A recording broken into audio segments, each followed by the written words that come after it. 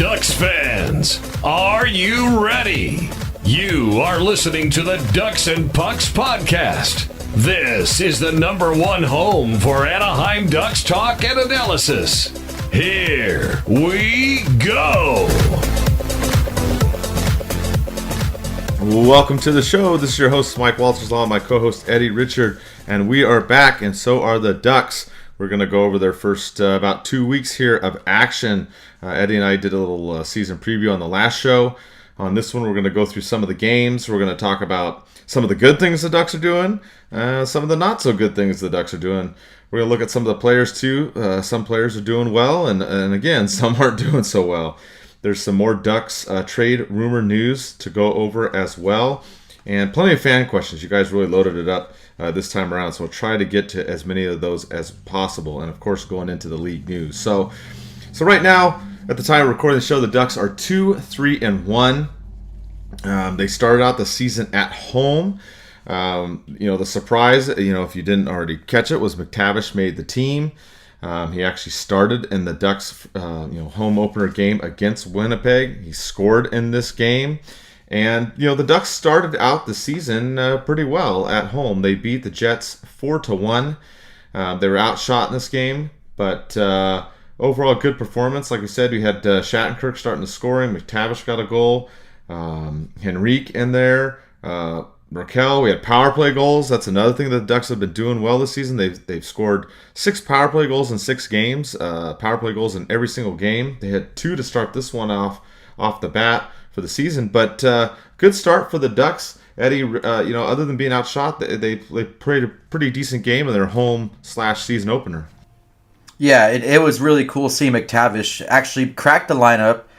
I think he was inserted because Max Jones was ill that day, so he got his crack in the lineup, and he scores a goal. It was like one of those games you'd love to see. It was a good game besides the Ducks getting outshot and besides them allowing their goaltender, John Gibson, to get ran into a few times. It was a good game. It's funny because I can't recall the last time the Ducks lost a home opener. I think the last few times I went to the games, they were all wins, so for some reason, the Ducks always play well in their first game back at home after the offseason, so it was good to see them get that win and definitely good to see those power play goals come up. Yeah, the Ducks power play, we'll be talking about that throughout the show, has been doing extremely well this season. They're clicking at 33%. You remember they used to be like the worst or close to worst the last couple seasons. A lot of coaching changes, right? Everybody except Dallas Eakins. And so far, so good, at least with the special teams, right? They've been doing much, much better. 2 goals to start out this one. You also had Adam Henrique getting his 400th career point in this game. You start seeing Shattenkirk picking up. He was leading the Ducks in scoring at one point in this 2 weeks, which is crazy. Of course, Raquel is now leading the way. But a good start for the Ducks, other than the one thing I didn't like, Eddie, was you touched on it, is Gibson getting hit. He actually got injured, could not play in the Ducks' second game against the Wild. The Ducks did play the Jets later on in this 2-week stint, and they're actually going to play them again coming up this next week, and they're going to be done. They're playing the Jets 3 times October, and that's it. They're done for the season. The one thing I did not like is I felt like somebody should have delivered more of a message to Kopp. He ran into Gibson, whether you think it's incidental or not or on purpose. I don't really care. I felt like he could have held up a little bit, and it just seemed like the Ducks didn't do too much with him in this game or later on. I don't know. I kind of missed that. I didn't really see anybody go chirp at him or really hit him that hard or anything. I don't know if you saw something in this game or the other game against the Jets, but that's one part I kind of wish the Ducks would have a little bit more of, because besides D'Lo in this lineup, you just don't really have that element.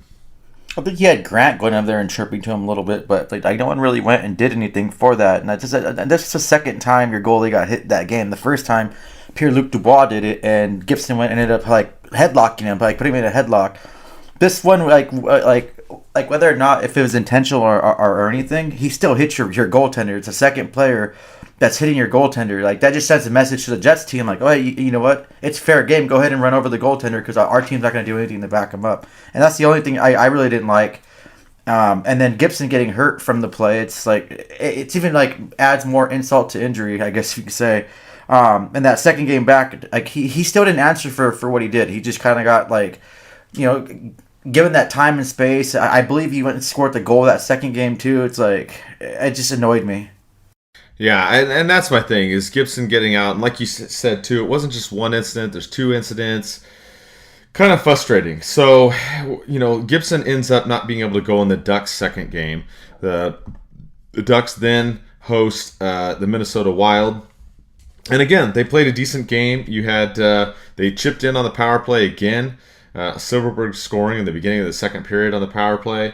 And things look good till the end of the second period. Fiala scoring on the power play ties it up. This game, again, the Ducks did get outshot. They won the battles in the face-off circle, and it did look like it was going to go to overtime. Kind of a mellow third period, not a lot going on, but the Ducks, make some costly errors at the end of the game, giving some open space and giving up a goal in the final seconds. And it's unfortunate because the little defensive breakdown and mistakes that they made there, or else we would have been talking about at least getting a point in this game against Minnesota. And instead, the Ducks lose this one. You had Stolarz in net, obviously since Gibson was, out like we talked about.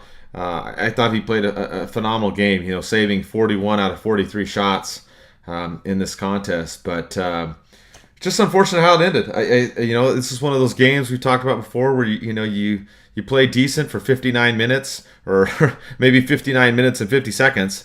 And you give up a goal in the final 8 seconds and you lose this one, Eddie. Yeah, all that hard work and all that stellar goal play just to lose it in that final frame. But you know what? They still played a good, solid game. They got a power play goal. And then that wraparound goal that Silverberg scored was just a thing of beauty. Despite them losing, that still was probably the best goals I've seen from the Ducks this season. That beautiful just wraparound. It looked like it was in slow motion, too. He ended up just finding the back of the net.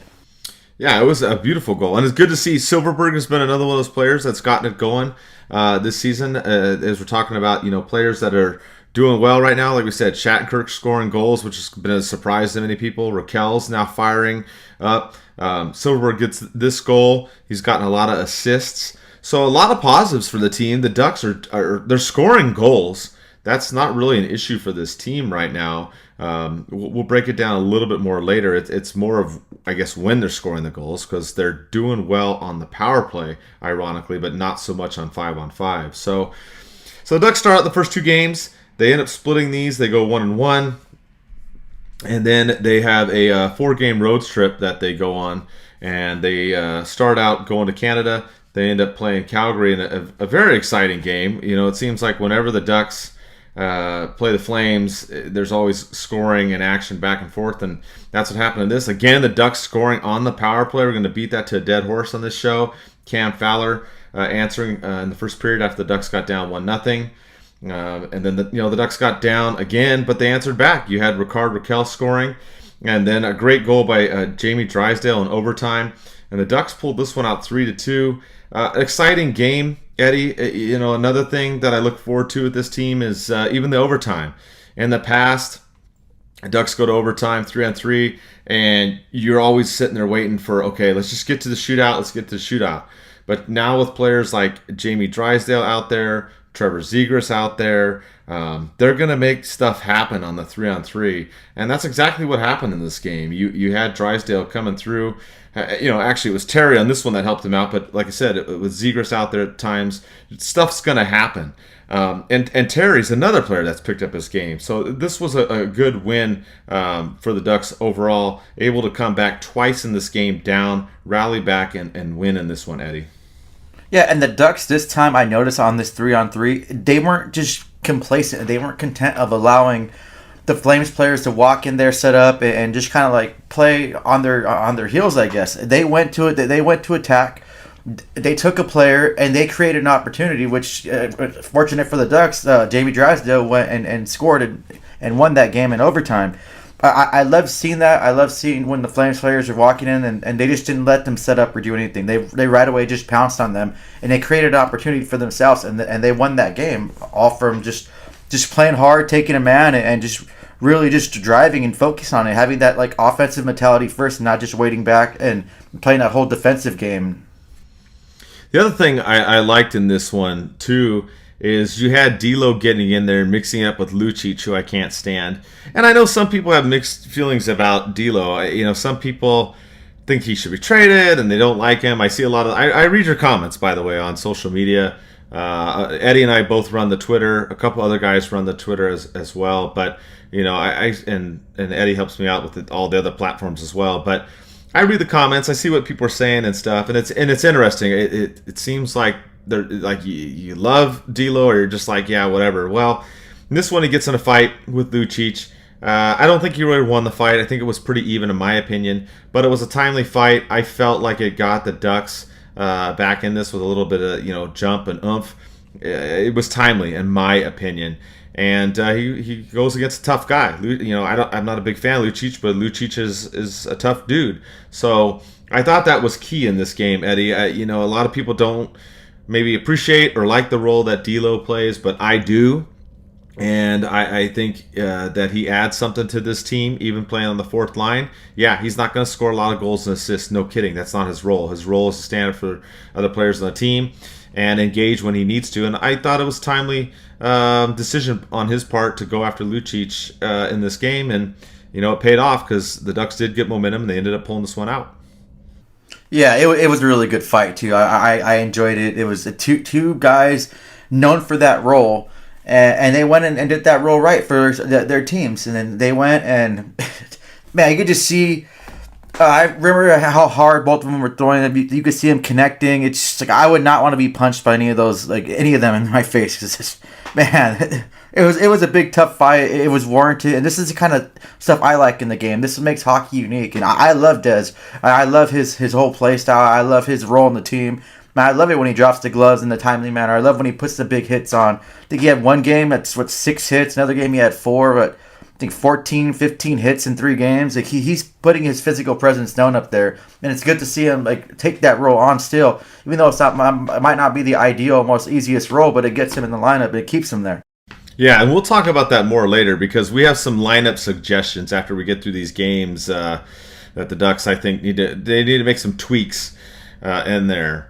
So we'll touch on the fourth line because later on in these games we'll get to it's kind of been a problem. But real quick before we jump to the Edmonton game, Drysdale got that overtime winner. He's the second youngest Ducks player in history to score overtime winner at the age of 19 years and 193 days. 5th youngest in the league. The only other player to do it at a younger age was Cam Fowler, and he actually did it twice. So just a little bit of trivia there for you, if you will. But then the Ducks went on. We talked about this team. You and I talked about it over the summer. We talked about it in the season preview. We said, hey, this team's going to be exciting.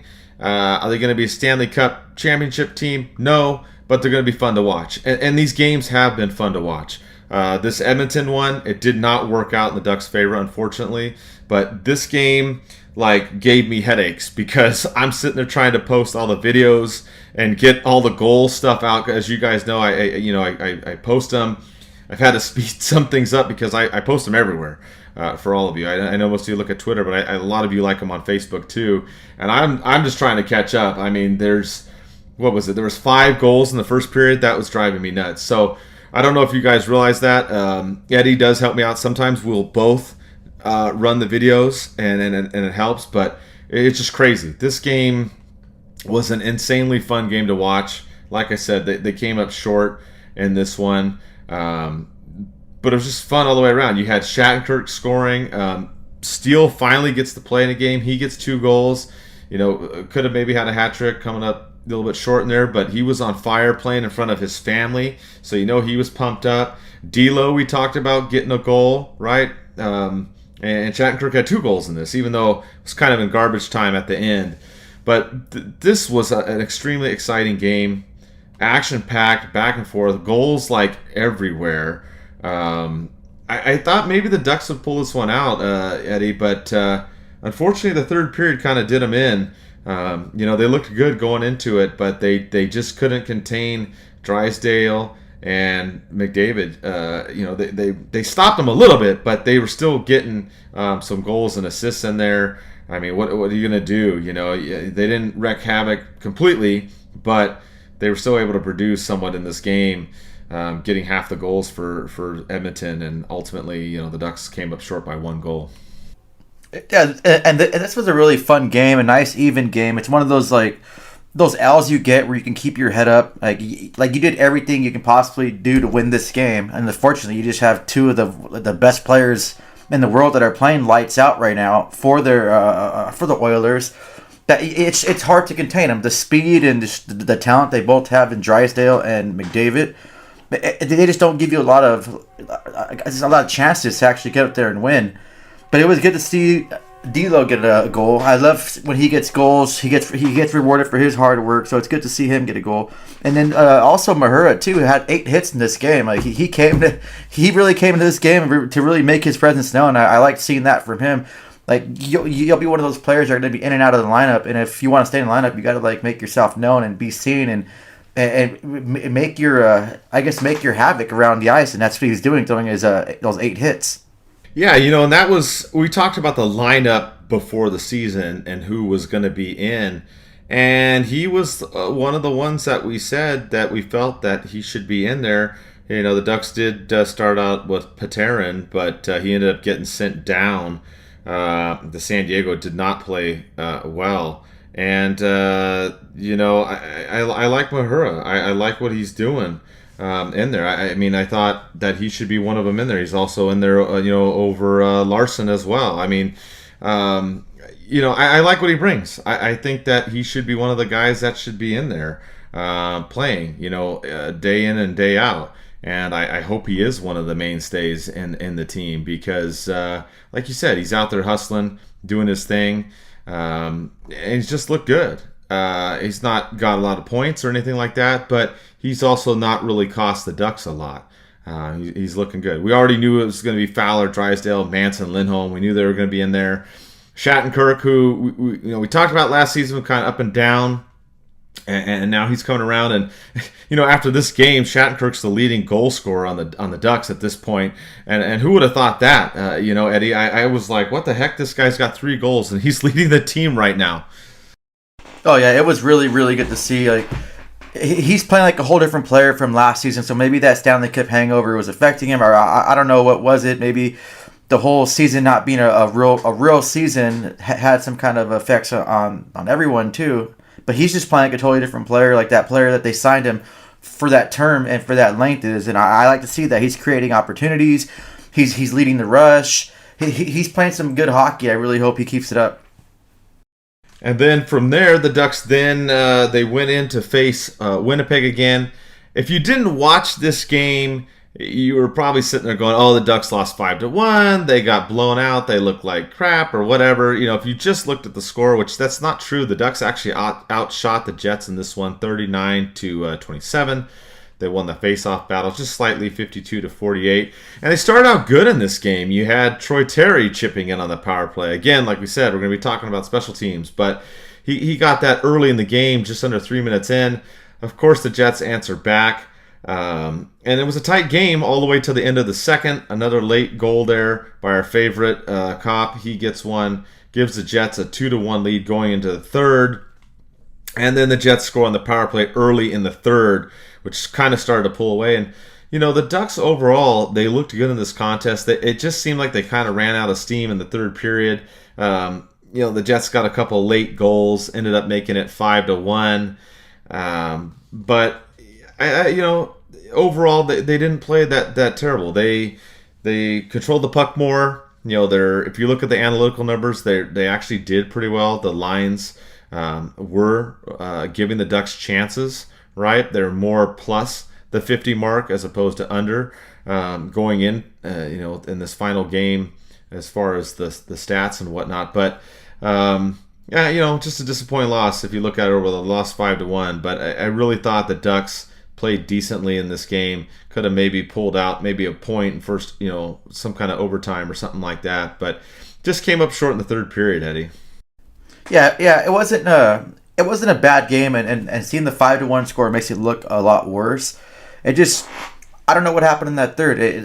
They got dry. I guess it was like boring hockey, we called it. It was just like, okay, what's going on? Let's do something. And the Jets just took over from there. I think this is the first game, too, the Ducks outshot an opponent. But, I mean, it sucks that they didn't come out with the win. But overall, it wasn't too bad of a game. I wish they would have just came a little bit more in that third period. It's like the score wouldn't have been 5-1 if they would have showed up a little bit more. Yeah, and that's been one other issue with the Ducks has been the shots. They've been getting, I don't know what's going on overall, but they've been throwing the puck more towards the net on the power play, but on 5-on-5 they're not, and that's reflecting in the final numbers. You know, and obviously shots don't necessarily matter. You know, if you look at all the analytic numbers too, you gotta factor in, depending on which ones you look at. You gotta look at missed shots, shots that hit the post, block shots, and things of that nature. But they're not doing themselves any favors. You know, when you're getting outshot by, you know, almost 10 shots a game, which has kind of been the norm in all of these games, with this one being the exception here against the Jets. But they then finished out the road trip against the Wild. They got outshot by 12 shots. Again, going with our theme. Ducks scoring early in this one. Raquel lighting it up. Back and forth first period. Terry scoring. You also had Raquel scoring on the power play, like we talked about. 6 power play goals in 6 games. Outstanding for the Ducks when they were just doing horrible last season. But this game, a little frustrating for me because they got a lucky bounce on a goal there. You know, to get one of them going for them. They also had, it was a questionable offsides call. If you look at it, looks like they touch up, but the Ducks challenge it. They lose it. They go down shorthanded. So that you know, it didn't cost them a goal there, but you know, it's a momentum thing. And then they just lost it in overtime. It looked like this game was going to go to a shootout. The Ducks had their chances, but 13 seconds to go, they give up a goal. And so they do salvage a point in this one, Eddie. And again, they didn't play poorly. The bottom 6 wasn't as good as the top 6 in this game. If you look at the analytical numbers, they weren't generating as much offensive chance. And that's where you saw Bo Grew and Grant actually get benched in the third period. D'Lo was played with other lines out there. So an in-game change there by Dallas Eakins, which I do like because to me it looks like he's trying to hold more people accountable. You know, we'll kind of talk a little bit more about that in a second. But what did you see in this game? Kind of a crazy game. Some crazy plays that kept the Wild in it. And then, you know, Eakins shortening up the bench there in the third period. It seemed like it was going to work, but, you know, they came up short in overtime. Yeah, I like how he had individual players accountable for their play. Grew has been playing some good hockey too. It just this game he just, it's one of those games, and he got held accountable. So now we get to see like how he's going to change his game up, and how he's going to play that different role, and so that won't happen again.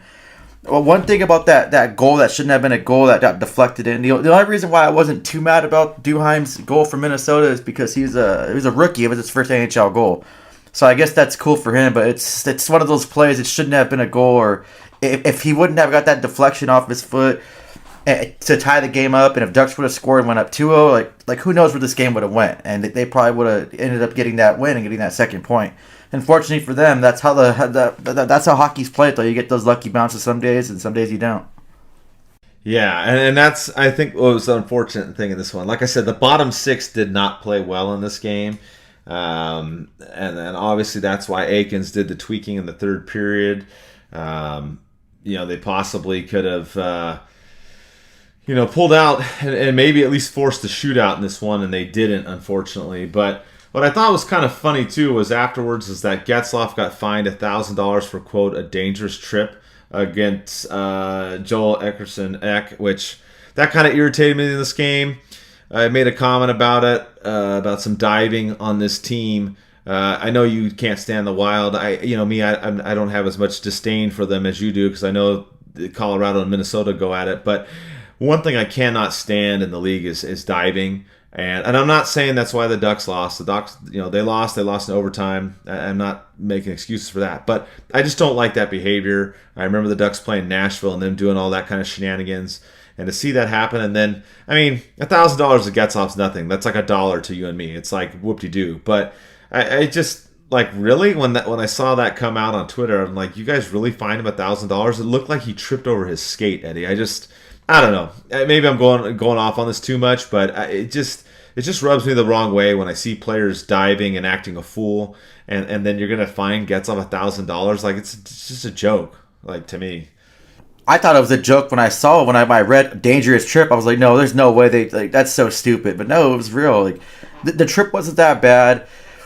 Yeah, it was more of a flop than anything. But I mean, what can you do? It's $1,000, like you said. It's probably it's like $1 to him. But it's still stupid, the whole principle of it. And it just goes to show, like, that whole lack of someone actually running the Department of Player Safety the right way. It's not ran the right way. It's every season it's something different. It's getting worse. It's a shit show over there. And Perros is just it's a joke. He's a joke of a guy. He should not be running it at all. Yeah, I mean, I'm shocked. They should have just suspended Getzlaf for a few games, you know? Hey, let's just blow it up. Like, let's get nuts. But I'm with you, too. When I saw that, too, I remember I think I posted in our chat, and everybody was like, wait, what? And I'm like, yeah, I whatever. So anyways, that 6 games, Ducks are 2-3-1. They, like we said, other than probably the end of the Winnipeg game, the second one, it's been exciting hockey. It's been fun to watch. That's what we talked about was going to happen this season. This is kind of where I expected the team to be. I expected them to be 500 or a little bit below. It's early, of course. A lot of things can happen. But some of the things we've noticed in the team is special teams play, right? The Ducks are 6 for 18 on the power play, 33%, top 10 in the league. The penalty kill has been improved too. They're at 84%, just outside the top 10. So the special teams play is there. It's been vastly improved. I seriously believe a lot of it is the assistant coaches that have come in and changed a lot of things around there. I think that's been part of it. If you listen to the interviews and you watch a lot of the plays that are going on the power play, the Ducks, I know it's not rocket science, but they're getting bodies in front. They're getting the puck on the net. And that's what they were talking about is, hey, just, shoot the puck more. I know it sounds silly, but that's what it is. And the Ducks, are sitting tied 5th in the league on the power play at 33.3%. So things are going better there. I think the addition of having, like we said, Zegras and Drysdale with the team 100% now. You add McTavish into the mix. Good things are happening, and the Ducks are creating things there. Also, Drysdale on the back end on the penalty kill. The Ducks have been doing outstanding there as well at 84%. They've really been holding their own on both sides of special teams. I think that's been probably the biggest positive so far to start this season, Eddie, in terms of the Ducks play. And that's something greatly that you want. That's something I always talked about at the start of the season. I know this team's rebuilding. I know they're not going to compete for a cup. You can tell that team on paper that they're not a Stanley Cup team, and just it sucks to say, but I'm a realist.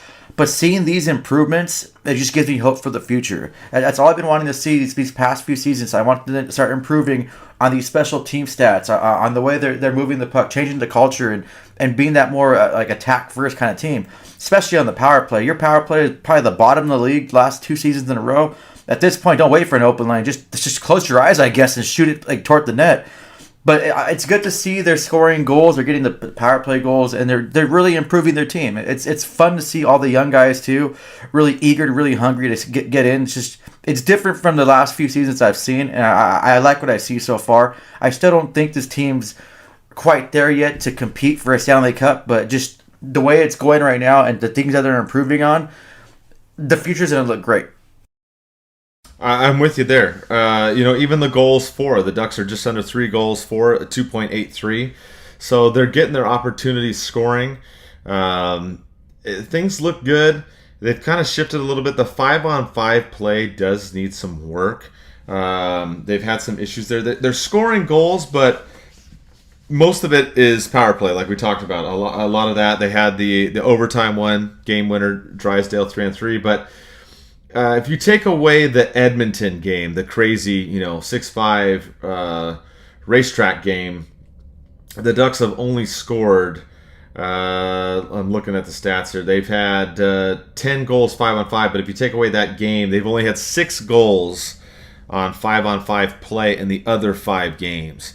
So outside of the Edmonton game, they're only getting 1 goal 5-on-5. I mean, if you're getting 1 on the power play, that's helping, right? You're at 2, and we've seen here they're just under 3. So if they can keep it up, if they can start getting a couple more goals 5-on-5 and get the goal average over 3 a game, I mean, that's outstanding. It's still a vast improvement. You remember before, the Ducks were barely getting 2 goals a game. They were getting like 1.9, 1.8 goals a game, which isn't going to get it done. Now they're just under 3.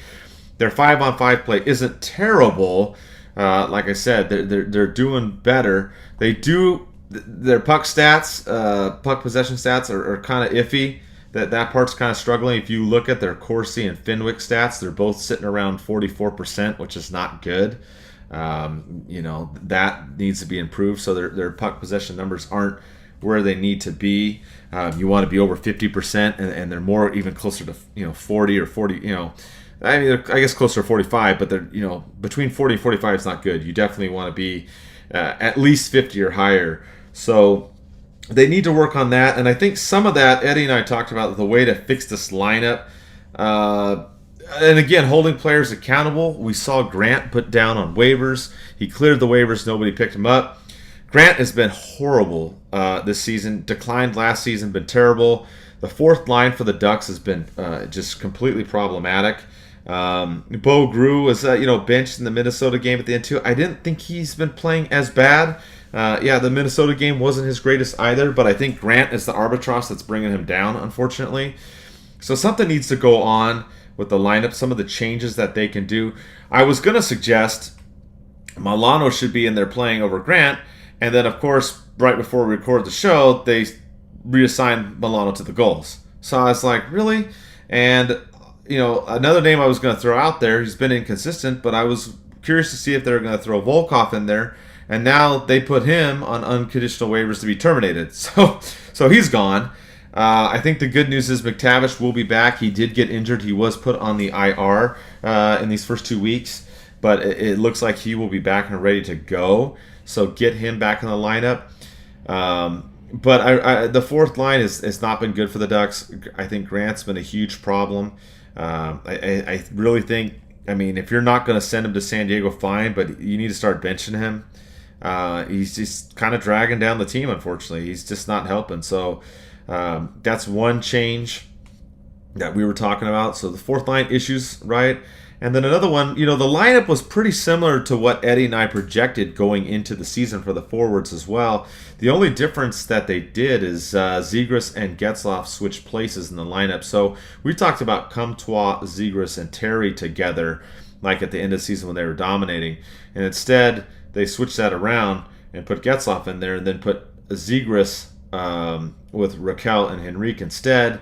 Raquel's picked it up lately, and Henrique's been doing okay, but Zegras not so much. Only 1 assist in 6 games. A little bit of a disappointment there, but those are my tweaks, Eddie. I think you switch Zegras and Getzlaf on those lines. Bench Grant, and thinking McTavish is back and so throw him in because you got rid of the Milano Volkov options. But I would have liked to see Milano back in there. I thought he played well in the limited action that we saw. Yeah, and then Volkov too was kind of a surprise. I didn't think I was thinking he would have more of an opportunity. He had that potential, and he showed some flashes of talent when he did play. It's just kind of weird that all of a sudden now he's getting his contract's getting terminated. So I don't know if they had something on the side before, or if he just doesn't want to play in San Diego and has something lined up in the KHL or somewhere overseas. But that was kind of weird to see. I was hoping that we get to see some action of him this coming up season. If he got called up, he can make a kind of an impact to stay up. But unfortunately, if you want to see him, you have to just watch him overseas or wherever else he's going to be playing. I agree with you on Grant. It's unfortunate. His game just dropped off so much.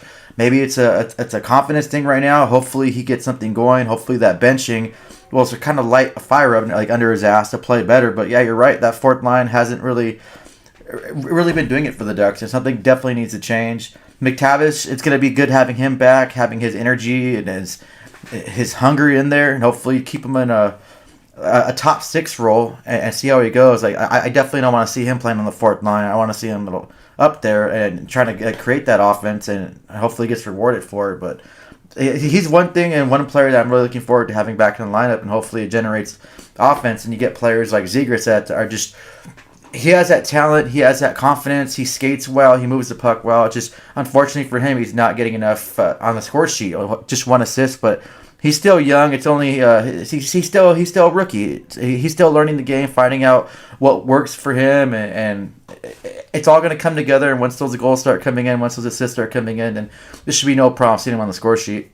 Well, and he did try the Michigan, in the opening couple of weeks here, and he almost scored. So I feel like he's there, but I still think, maybe him, Comtois, and Terry together would work.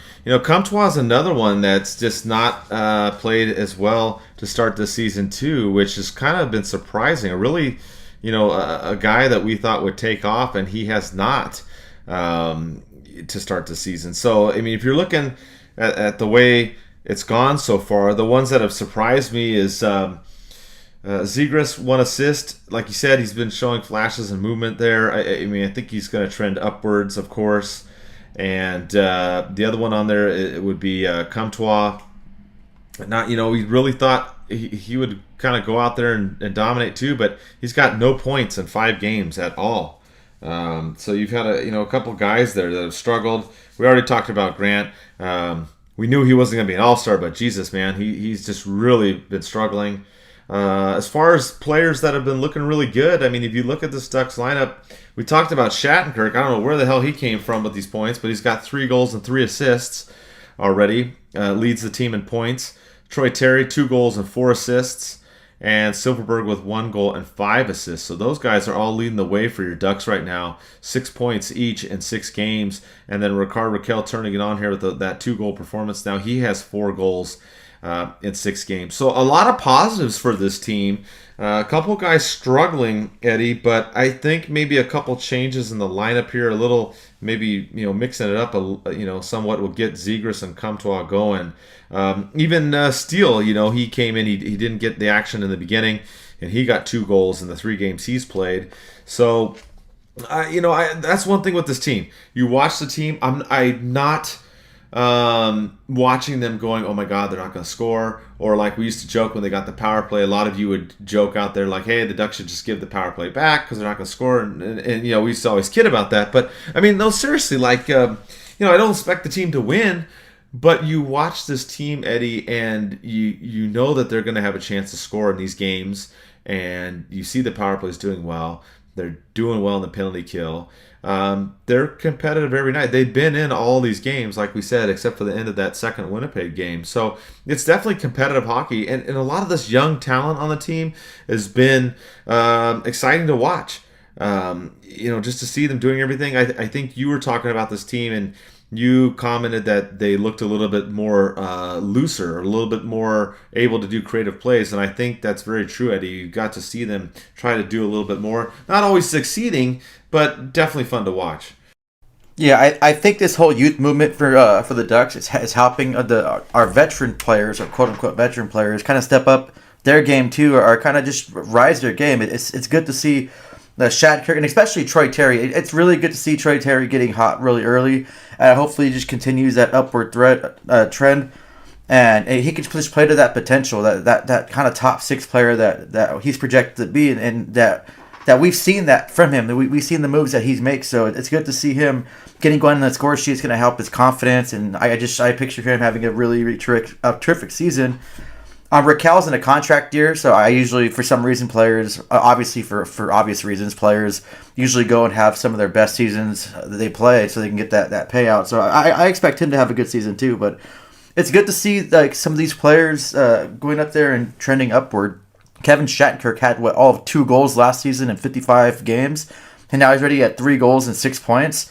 So it's good. It's good to see these guys get going. And it's only going to bring their confidence level up. They'll start playing a little better on the power play. You'll notice little tweaks here and there.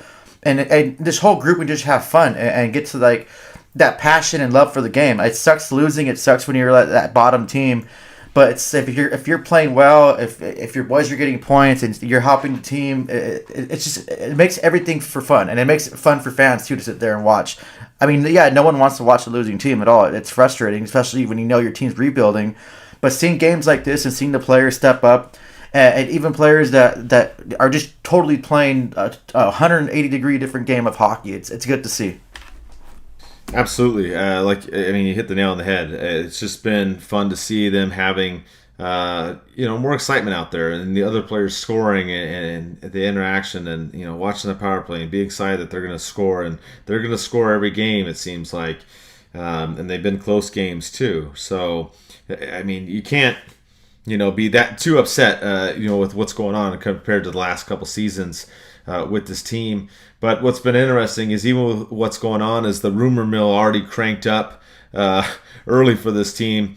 And some of you out there had fan questions you asked too, and we'll address those in this section next here, where we're talking about, okay, the team has made some improvements. There's still things to work on, right? The shot totals aren't quite where we're there. The puck possession numbers aren't great. The fourth line, for lack of a better term, is kind of sucking now.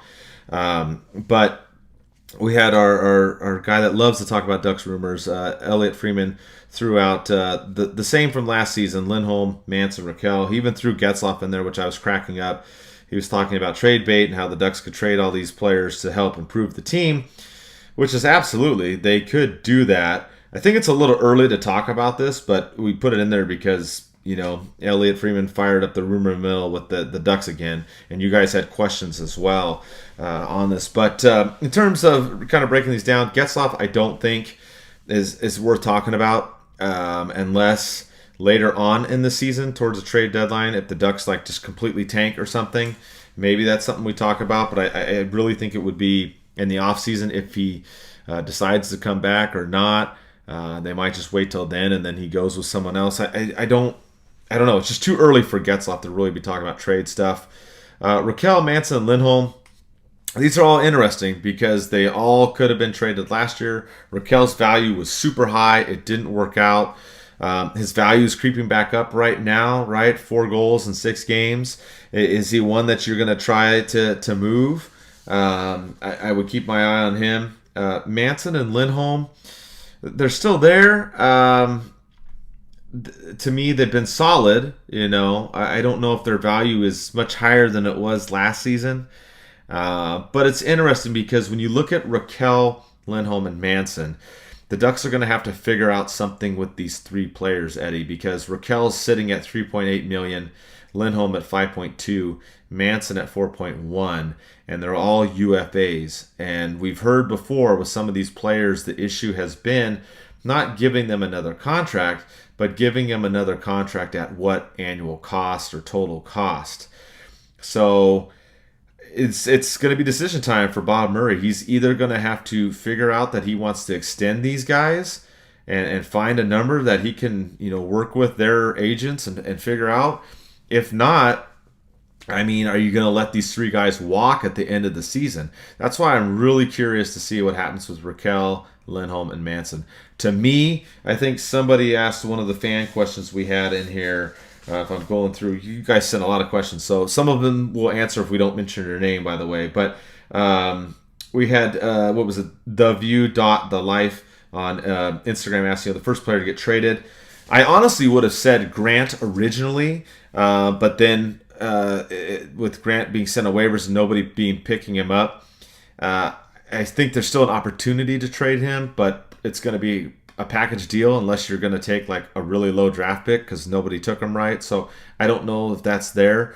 But if someone's going to be traded first, I would look at Raquel, Lindholm, or Manson, Eddie, especially if the Ducks aren't willing to give them a deal at some kind of price in those ranges that they're currently at for a long time. Yeah, then you have Manson and Lindholm. On the open market, free agency will get crazy, and Manson and Lindholm will get more money on the open market than the Ducks are going to offer them. It's just some of those prices just go insane, and the teams will overpay if they really want you on the team. Look at Seth Jones got that big deal. It was I think it's way too much than he was really worth at that time. But yeah, it's going to be interesting. I think it's either going to be Like you said, Raquel, Manson, and Lindholm. If you can't get a deal done by trade deadline, it's like you have to do something. You can't just go past the trade deadline with the hopes and dreams that you'll sign all three of these at the team friendly deals you want to sign them to. It doesn't work that way. It's either you risk keeping them past the trade deadline and losing all three of them and not get anything in return, or if you can't make a deal come trade deadline, then go ahead and trade them off. Teams will overpay the trade deadline too. You can get get something for them, and if they want to return, if they like living in Southern California and they want to come back, then at least you made that effort to get something for them, and you can have that potentially of signing them back, and pretty much you traded them away and got a return from them, and they came back to the team. So, yeah, to me, I think at least one of them gets traded, and that's not intel from anybody. That's just my feeling. If Raquel gets on a big tear and gets going, you're going to have to make a decision, like you point out, Eddie, because at trade deadline, you'd have a really good chance, or leading up to it, just like they did last season, to get a lot for him if he keeps going on fire. You pass that trade deadline, now you're stuck. You don't have anything. You're going into the offseason. He's a UFA. Then you got to figure out Lindholm and Manson as well. I mean, the Ducks do have cap space, right? But something's going to have to give with those three players, so I would watch them. Getzlaf, like I said, I don't see anything unless it's like the Ducks are just having a complete collapse of a season and he just wants to go somewhere to try to win a cup last minute, which I still don't think that would happen. I think it would be something that he would decide in the offseason before the Ducks would trade him. So, I don't know necessarily why Elliot Freeman's throwing him in there. It's just like, it's the beginning of the season, Elliot, like, calm down. Like, take a chill pill. Now, the other part that he brought up, and this is the ongoing saga, too. I know we talk about this every show, but Elliot Freeman brought up Jack Eichel again. He says that the Ducks are still one of the favorites in there. Of course, you guys are asking questions like crazy. We had Johnny B.U. Rick. He asked, is Eichel still on the table? The answer is yes. How much will the Ducks have to give up? We have Cole.Johnson29 at Instagram. Also asked about mock trades. And we talked about this before. Last season, we had some intel on some names that were thrown out there. We had Comtois and Steele being thrown out there. Henrique's name came up.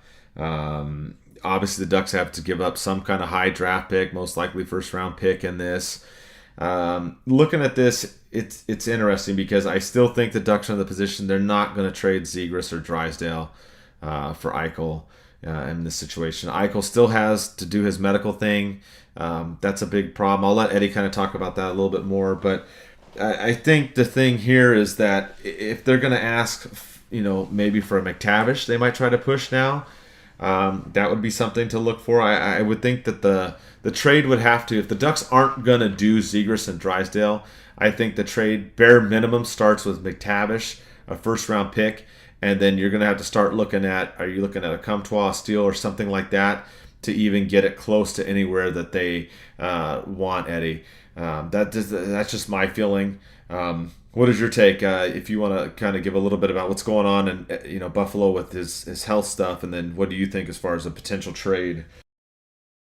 Yeah, well, I guess they're allowing teams to see his medical information so they can make that determination if they want to have the surgery he wants to have, or they want to have their doctors take a look at it and go that best route. So they are opening up his medical information so teams could look and they can have that as a factor in trading for him to see if his value is going to go up or down. I'd say it would go a little bit down with everything going on right now and him wanting to have his own surgery.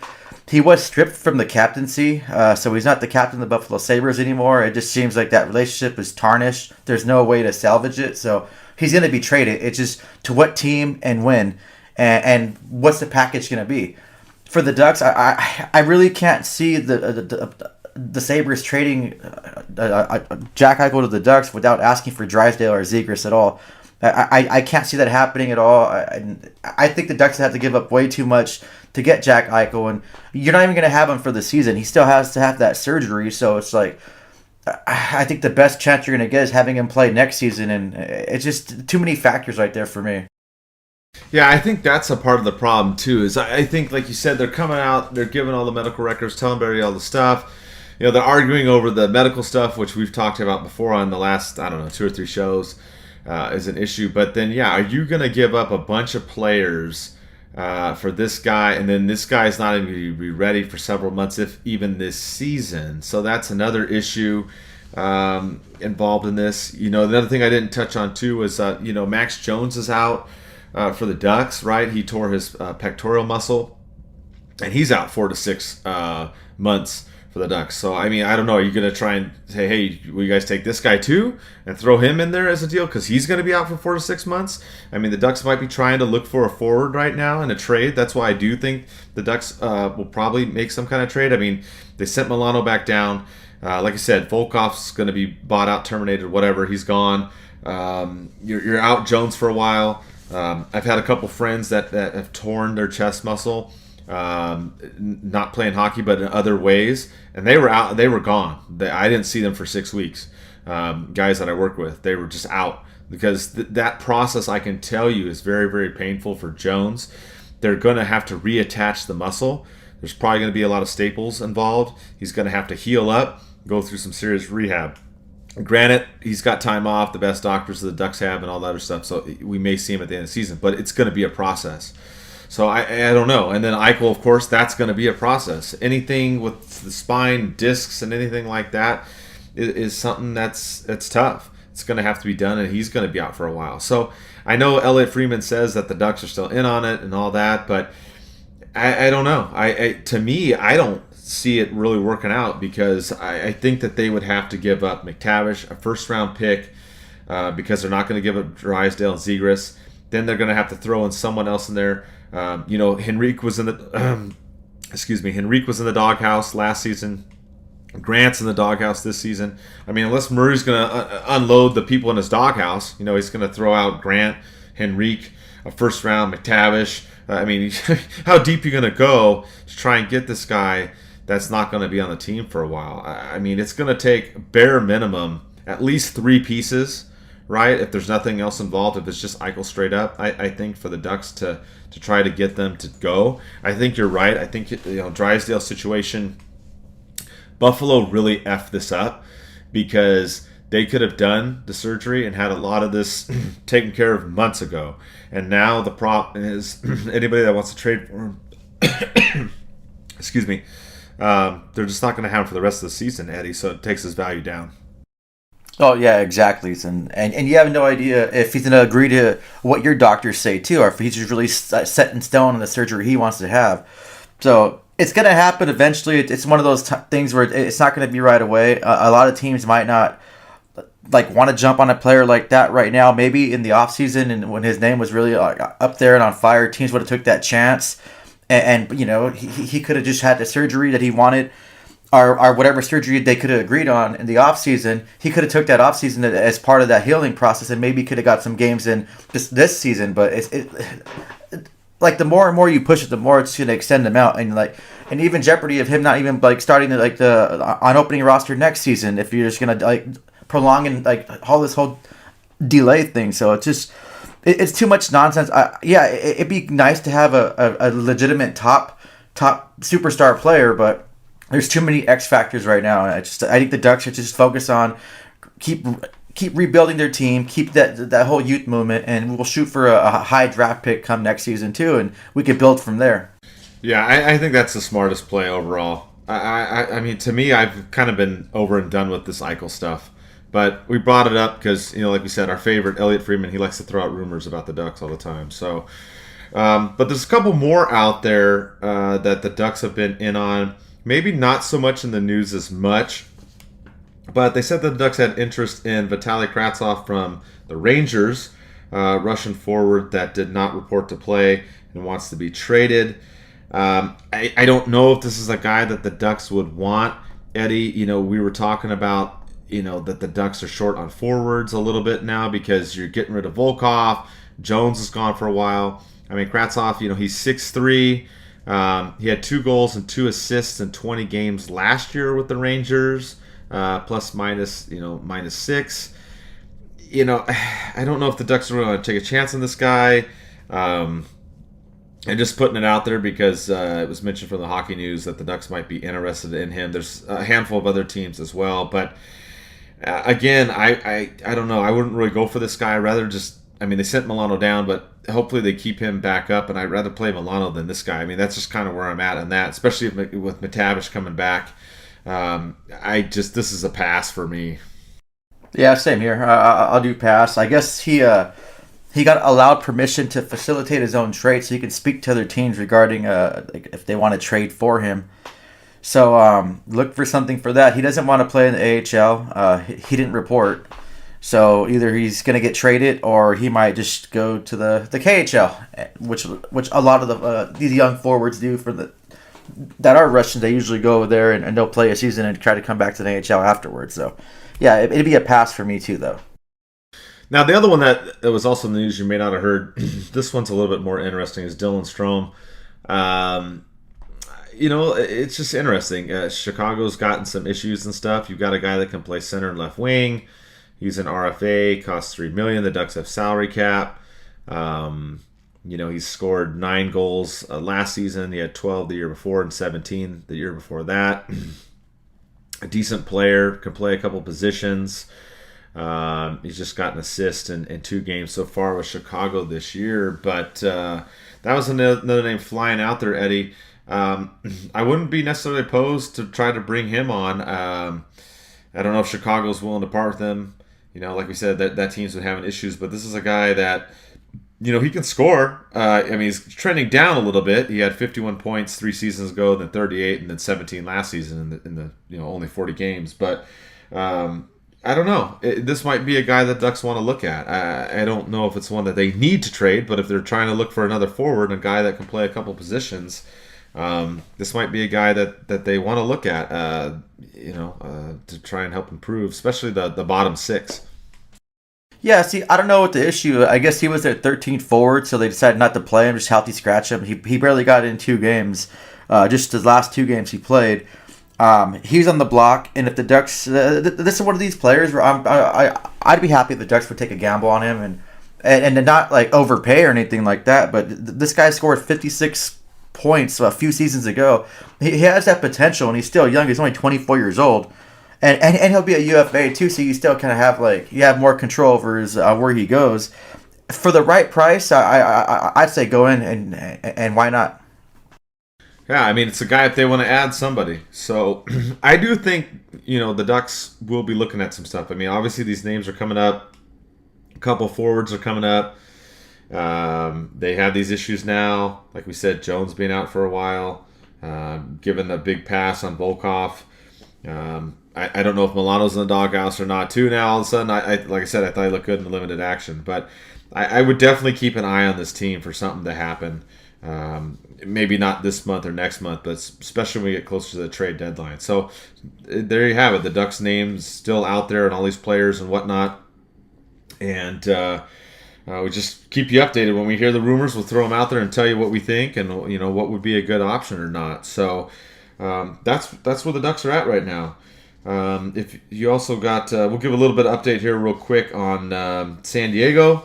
If you're disappointed in the way the Ducks are playing, you might not want to watch the goals right now because they've lost their first 3 games, unfortunately, and they've been getting blown out. They lost to the Reign twice, 5-2 and 5-1. They lost to Stockton Heat 6-2, and it's just been rough. We talked about Volkov. He had 1 assist in 2 games down there. It sounds like he doesn't want to go back down there. Look, maybe he's going to end up in the KHL and have some kind of deal worked out there, but. It's just been rough, Eddie, for the goals. It's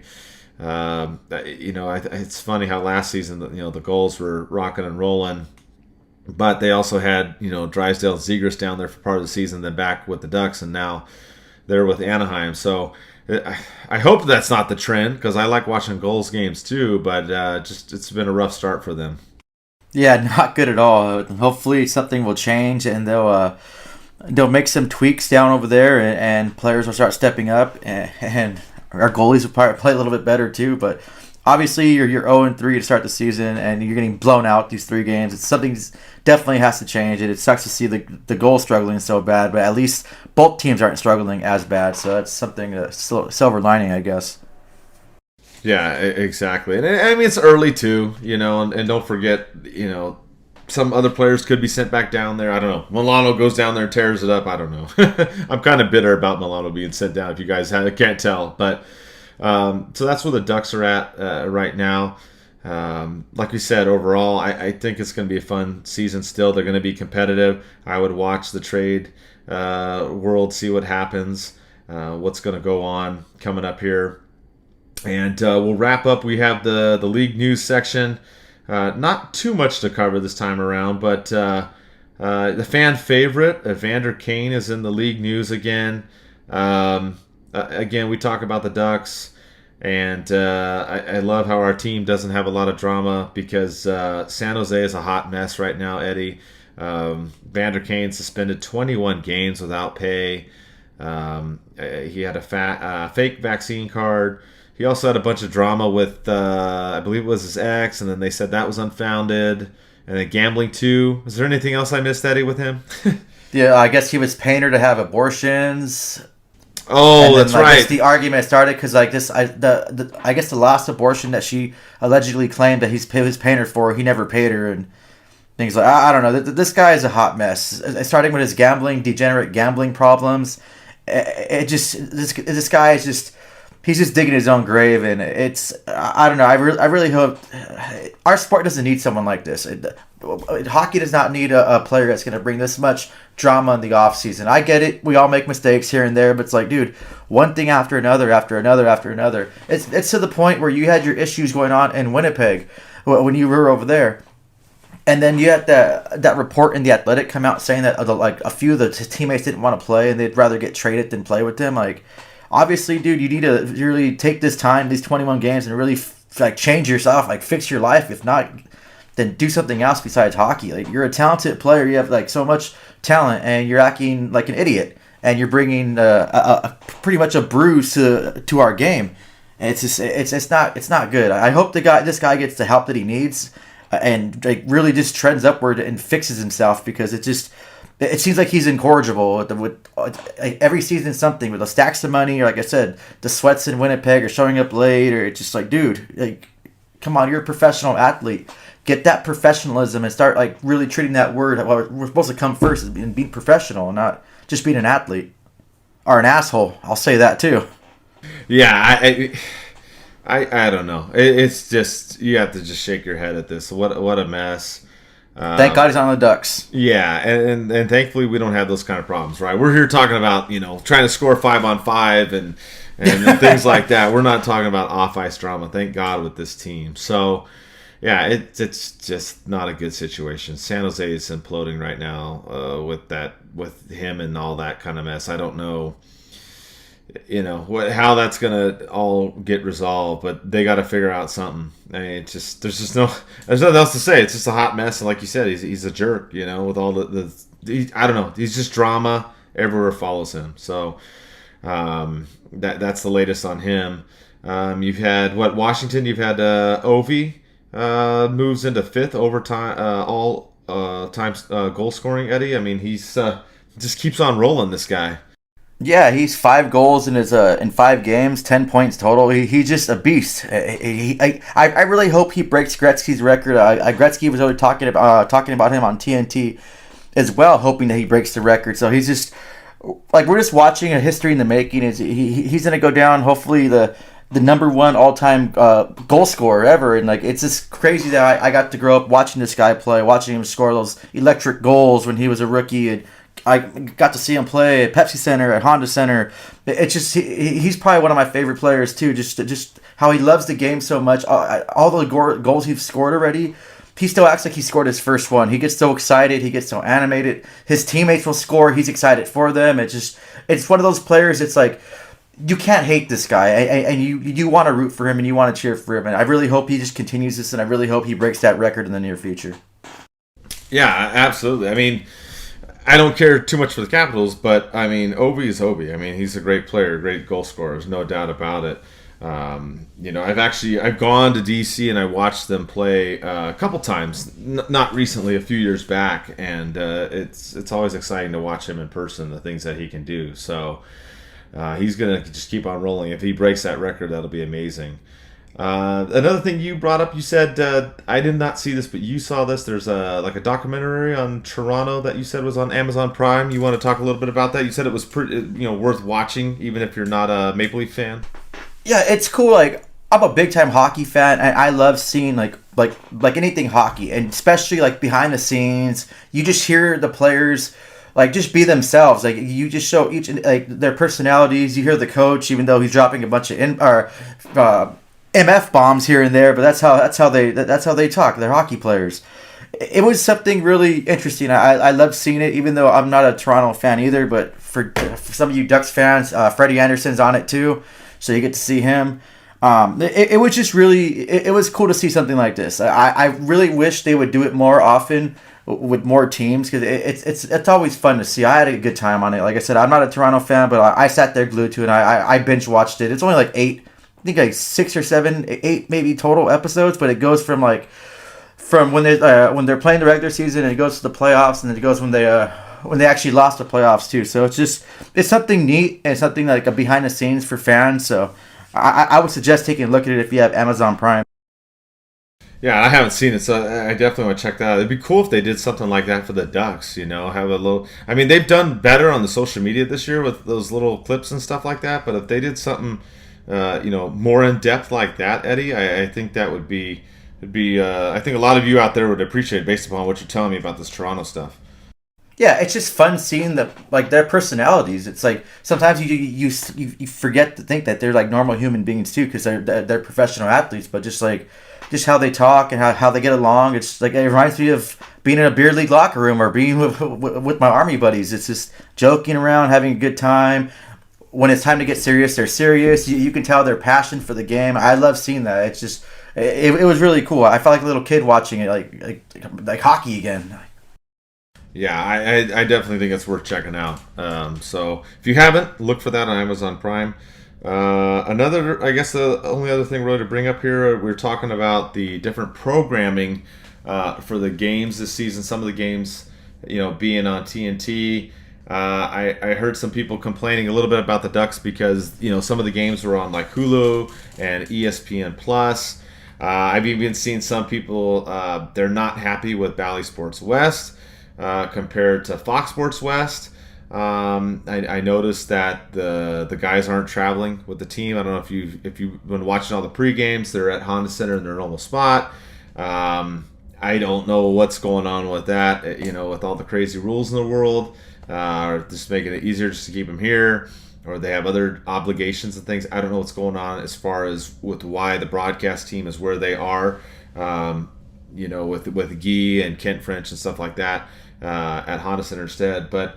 But what's your take on all that? It seems like a lot of people aren't really happy with the way all the setup's going, as far as with, especially with ESPN and Hulu. I had a lot of people, I noticed you guys are turning off the audio on those and then listening to Dan Wood and Steve Carroll on the radio instead, which I've done that before too. I thought that was kind of interesting. So, like I said, I watch what you guys post, and it's interesting that people aren't happy with some of the other announcers on the programs, Eddie.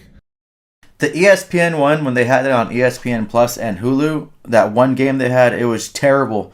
It was really hard to listen to. I've read a lot of comments too, people saying they were just shutting it off or muting the TV. It was just that bad. I've never been a big fan of ESPN. I think they're trash. So that's just my personal thing on it. And then the whole thing with Bally's, I know a lot of people are upset, is you can only get it from a cable provider. Like, I don't think they have a streaming service where you can actually like a YouTube TV or a Sling. So it makes it harder for fans. Like, I'm paying for my cable, and I feel like I'm wasting money because I'm paying just for one channel basically. I'm paying for Bally's, and I pay the extra sports package for NHL Network. But it just feels like a waste to me because I'm spending like $140 for this cable package just to enjoy 2 channels and Wi-Fi. But I mean, obviously Wi-Fi you can get cheaper. It's just, I know, it seems like it's unfair and it alienates fans. I know a lot of people aren't able to watch because they can't afford that expensive bill, and it's just, you want to grow the game and you want to make get more of a fan base and expand, but then these networks are making it so hard for you to do, and they're blaming each other. It's like you have the team blaming this, or it's a streaming fault. Like, it's their fault. It's like, no, come on. This is where the league has to step in and figure out this problem. Like hockey, if you want it to expand, you want it to grow, you should make it as easy as to watch any other sports. Every Sunday you can turn on football, get it in every channel. Like basketball, my buddy has basketball on all the damn time. Yeah, he has to watch his Lakers on the same situation I do, but it's like all those other sports, they make it more accessible and easier to watch. Baseball, even soccer. I'll go and walk in bars and see soccer on. I go try to find a hockey game. It's like jumping through hoops. I wish they would do something different. They probably won't. It's all about the almighty dollar, so they don't really care about that. But I wish they would stand their ground and really say how they want to grow the game, but actually back it up. So I'll start complaining about that. I'll leave it off on a positive note. I was actually shocked and surprised how good NHL on TNT was. It was fun seeing that program with Gretzky on there, Paul Bissonnette. It was funny to see Charles Barkley. I'm not the big basketball fan, but I know who he is. He's out there playing in net. Gretzky sniping pucks behind him. It was just a fun dialogue. I was really surprised. I wasn't expecting anything from TNT, but I was really surprised of how good they were and how good the commentary was and everything. It was fun and exciting. Yeah, I'm with you. I don't mind the TNT. I'm good for that. But I'm with some of the rest of you out there on the other ones. I've done that before too, where I'll turn off the audio and then just listen to Dan Wood and Steve Carroll. I mean, to be honest, I will. I mean, we send in our duck cues too. I know Eddie sends in some. I send in some. I know some of the other people on staff do too, so it's good to listen to those. I know some of you have sent me messages about that as well. I just try to send in some kind of question that, they won't discuss controversial things like we will, but I'll at least try and send in some questions about the play and get their opinions and whatnot. So I have big props for them. Just wrapping up the show here. Just one other question I wanted to clear up. As far as I know, researching everything, I had Gracken13 ask on Instagram about Honda Center as far as providing the medical records and going to games. I know a lot of people are upset about this. I'm not going to get into political, scientific debate or anything about that. I don't have time for that. It's kind of a waste of my time and your time. But as far as what is going on in California, as of right now, you have to show a vaccine card or negative test through November 1st for indoor events at Honda Center. That's the rule as of this time. I double checked it while we're recording. It may change. It may get extended. It may go away. I don't know. But that's where we're at now. So I know some people were asking that. That's just the situation as it is for now. So hopefully by November 1st, it'll go bye-bye. But, it is what it is. Also, I had some of you ask about watch parties too. I'm not sure yet if we're going to do that or not. I'm going to figure that out and see. It's just kind of the state of the world and the way things are and how everybody feels. I'm going to look into that. We may or may not ramp those back up again. So I'll let you know on that.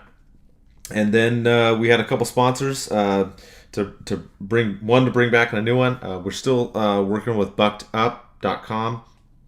You can get 20% off if you use the code DNP93. And I have not used that, so Eddie, I will let you talk about that, and then I'll talk about the next one. So what is your experience with Bucked Up, and why do you like it? Oh, I love their pre-workout. I love it. It gets me going. Like I work out a lot, and now my schedule's freaking crazy right now. I'm doing this full-time training for cybersecurity. That's taking a lot out of me.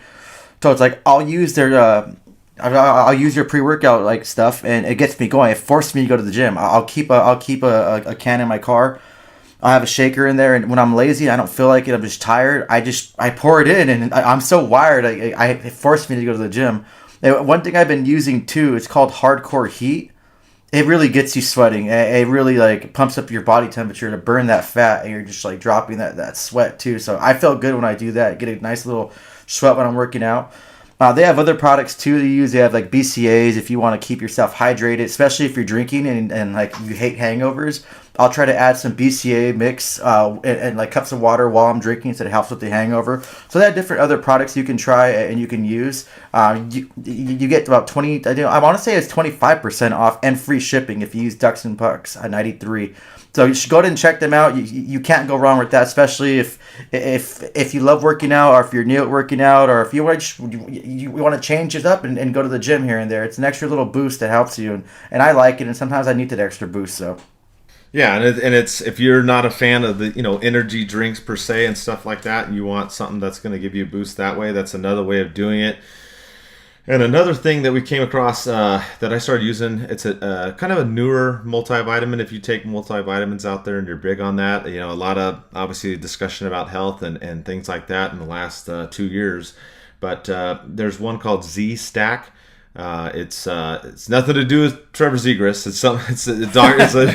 It's not related to him, but it's another doctor that has put together a pill that's a multivitamin of vitamin C, D, zinc, and quercetin, and it's all in a pill, and you can get it. So what I'm going to start doing, I probably should have done this a long time ago, but I'll put the links to our sponsors that we work with in there in the comments, like on YouTube and whatnot.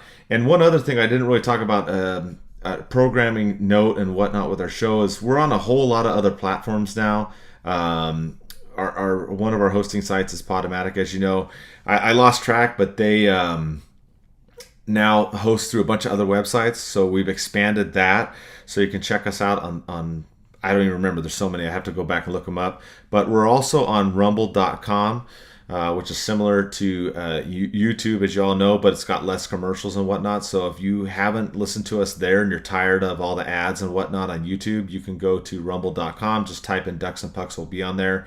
And like I said, for these sponsors and other sponsors, I'll put the links and what the deals that they offer and things like that in the description boxes and whatnot, so you can check those out. So, and also, if you have any ideas, if there's other people that want to sponsor, or there's other platforms that you want to see us on or whatnot, please let us know and send us messages and whatnot. So we're trying to do the show each week. Eddie and I have been really busy. We're trying to get back on that schedule. If not, it may be every 2 weeks, but we'll be here throughout the season, keep covering everything. We appreciate all your questions, and let's go Ducks.